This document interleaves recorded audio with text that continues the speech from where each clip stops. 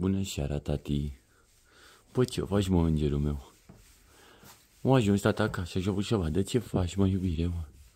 Tu faci năniță, mă, tata? Tu faci năniță, mă, tati? Bravo, iubirea lui tata. O năniță ce facă băiatul meu mare, mare.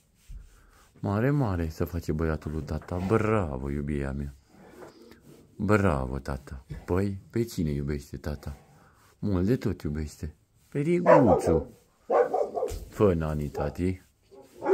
Te lasă tati să faci năniță și ne vedem dimineața, atunci nu-ți mai bag să mănânci. Bine, îngerul meu? Noapte bună, sufletul meu. Să duce tata în casă să facă și Lani dimineața, să scoale, să vă bage, să păpați.